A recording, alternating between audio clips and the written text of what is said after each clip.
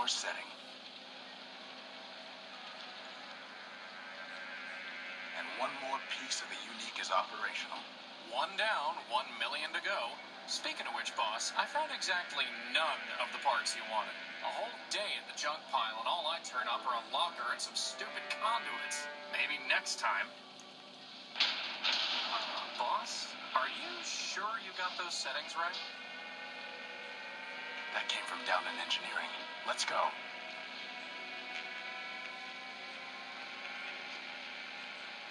The blast came from engineering, not the...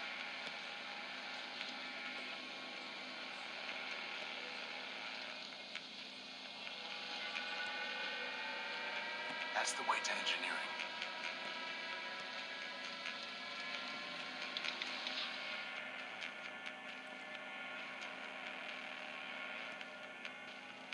We need to get to engineering. There's no time for...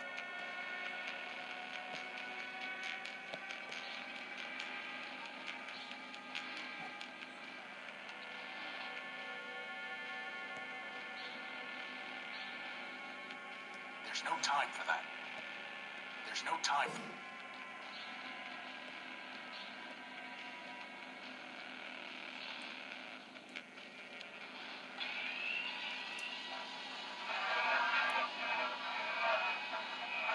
Boss?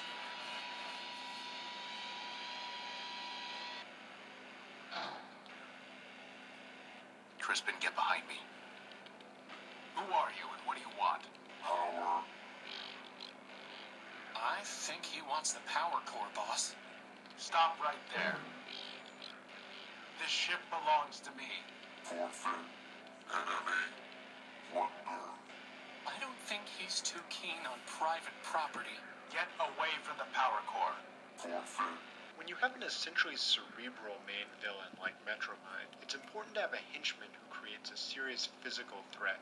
That henchman can act as a kind of embodiment of the cerebral villain and give the player something to actively fight against during the course of the game. You see this motif used a lot in James Bond movies, where you'll typically have a villain like Goldfinger and then he'll have a henchman like Oddjob. It's also pretty commonly used in comic books. Here, with Scraper, the idea was that you would have this character who keeps interfering with your progress, and every time you have to fight Scraper or he takes something away from you, it reminds you of the conflict that started the game and gives you a sense of continuity as you go through the obstacles over the course of the game.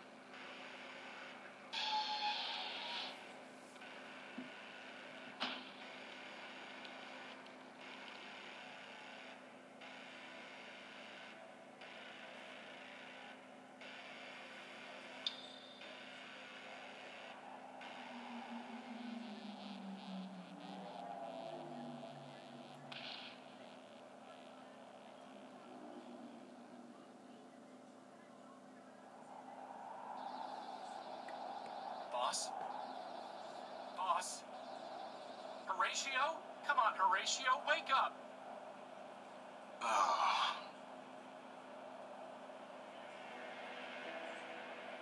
Ooh, you're okay. What happened? Well, Big Ugly threw you out of the ship, and then he said plunder, again, and then he left with our power core. Assad. Yep, How much charge have you got? 10%. You? I'll be fine. We just need to get the emergency generator up and running. Or we could just go to Metropole, city of glass and light. Free energy for one and all. Don't believe everything you hear. Metropole is trouble. But if you want to go, you've got free will in a maglev unit. With that guilt subroutine you put in me, I wouldn't even make it halfway. Actually, with a 10% charge, you wouldn't even get that far. So I suggest we get the generator working. One problem with voice acting and having a lot of really dramatic, emotionally charged scenes at the very beginning is that you're not really into the character as much. You haven't really grown into it. You don't have the cadences, the energy. It's just not there. And one of my mistakes was having Logan record these sequences where he's getting attacked by Scraper and everything. Recording those at the very beginning. It was like the first thing in the script. And no one was really happy with how it came out. And so I decided to wait until the very end. I decided to make the very First thing Horatio says, I decided to go back and make it the very last line that Logan recorded. So these sequences here, the last words that Logan spoke while doing the VO for this game. You and your projects. Man built us to build, Crispin. Now, come on.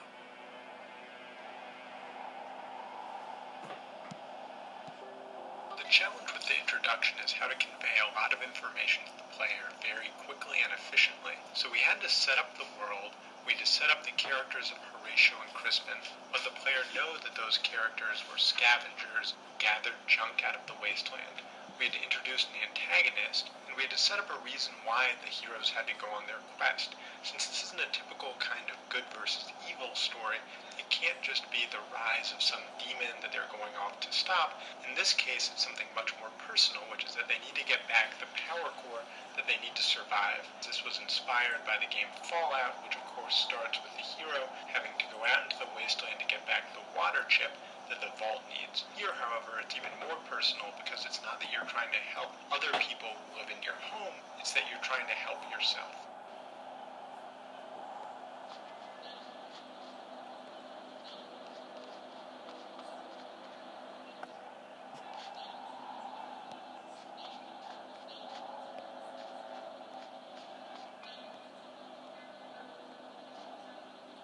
That's crazy talk.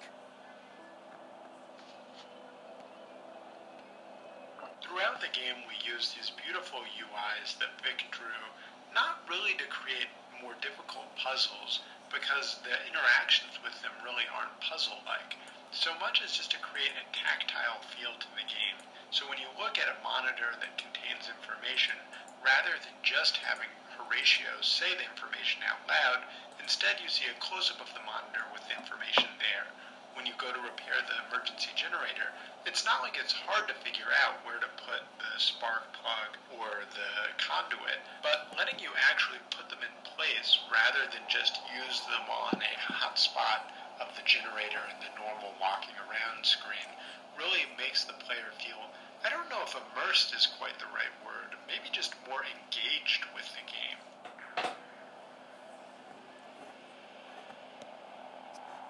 It's not going to do anything until the generator's fixed.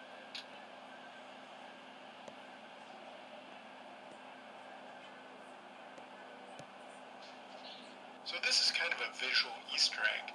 UNNIC is actually the top half of HORUS. In other words, the unique is actually the Horus, as the player later finds out. The bottom half of the ship's name was blasted off when it crash landed.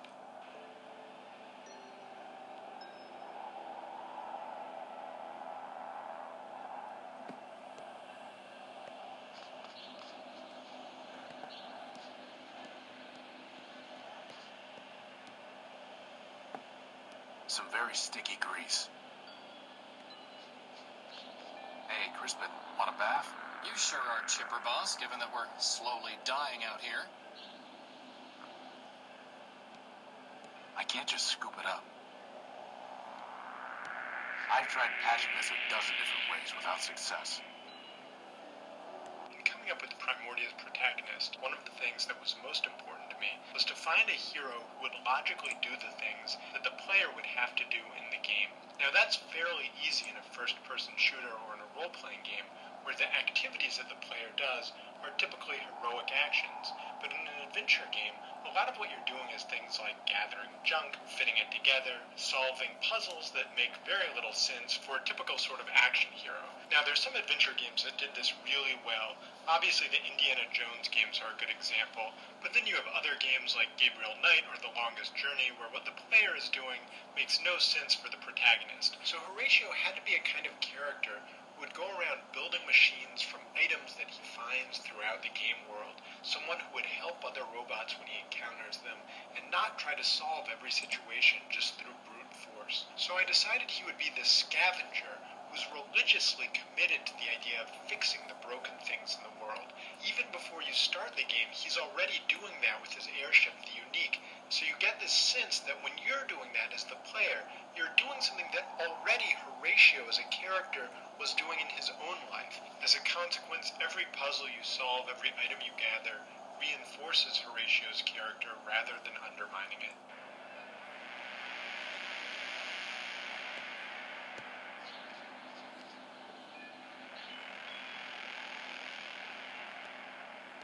The hatch is unresponsive. There's no way I can reach that. It's a segment of Gordium electrical conduit.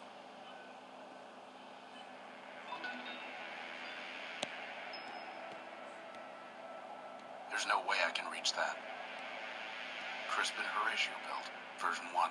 There'll be version 2 once I put some arms on him. He's my best and only friend.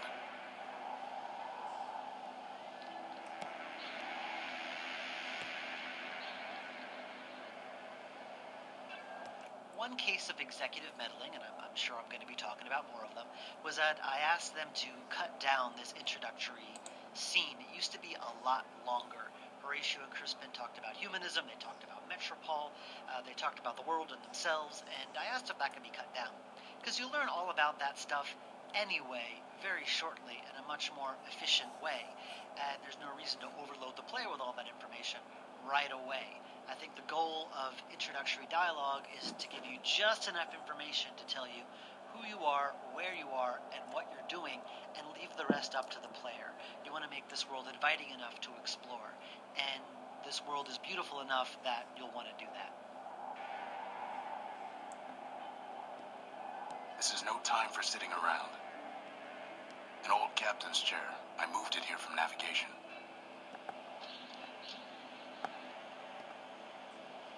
Without power from the ship, the telescope won't work. Bad timing with those repairs, huh, boss? A large observational telescope. I'm afraid of the dark. It's pitch black in there. It's too dark to see the ladder rungs.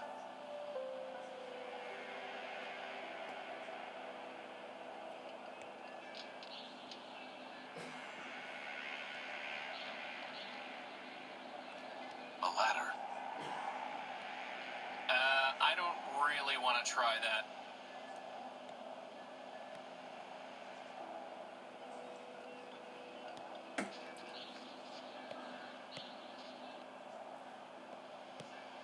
Crispin, when I told you to find a new spark plug, did you just shove my conductive putty into the old one?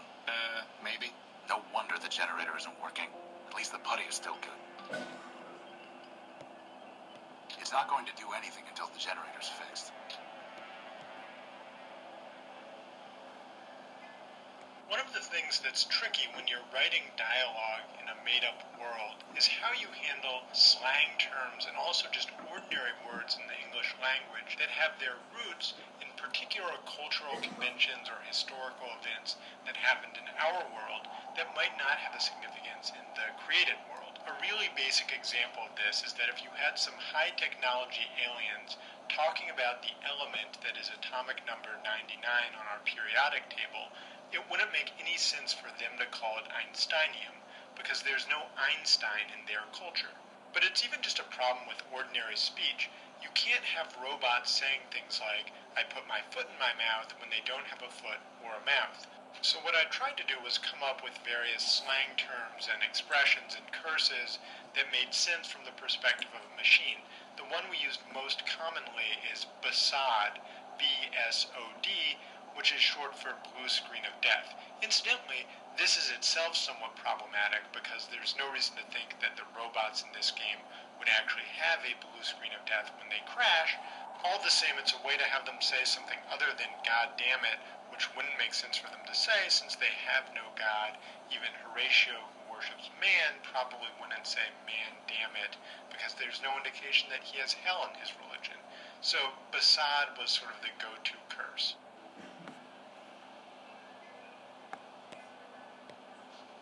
A sturdy cable.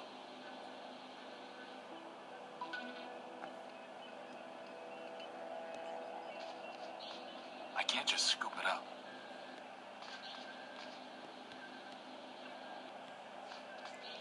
You know, boss, if I had an arm, I'd have fingers, and if I had fingers, I could stick one in this leak and plug it.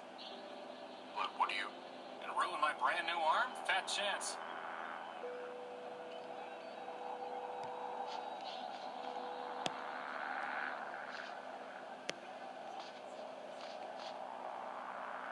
Next time I tell you to fix the emergency generator, maybe you'll listen to me. One thing you may notice in the captions is a heavy use of asterisks to emphasize words. This was a furious debate between me and Dave. Dave hates the asterisks. I love them. Dave is convinced they're unprofessional. I obviously disagree. I think if you read a comic book, for example, you'll see that every single dialogue bubble has multiple words emphasized, and then that's just the way you write when you want people to read very quickly. Obviously, it's not how I write fiction or legal briefs. I'm convinced they help readers understand the lines, and that Dave is being insensitive to people who may have hearing impairments. Whatever, there was a lot of back and forth about it.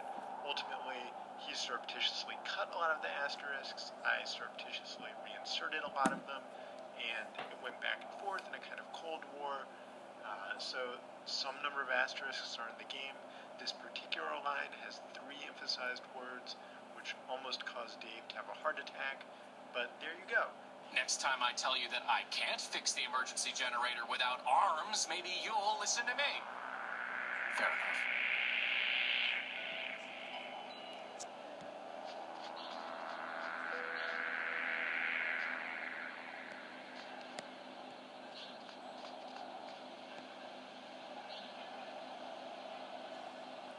You know, boss, if you're ever wondering what I would do, feel free to just ask. I'll keep that in mind.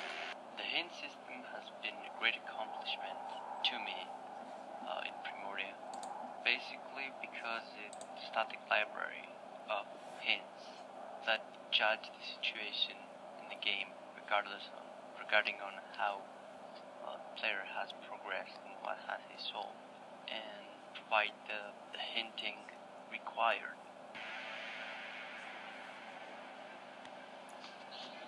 You know, boss, if I had an arm, I'd have... What do you... And ruin my brand new arm? Fetch.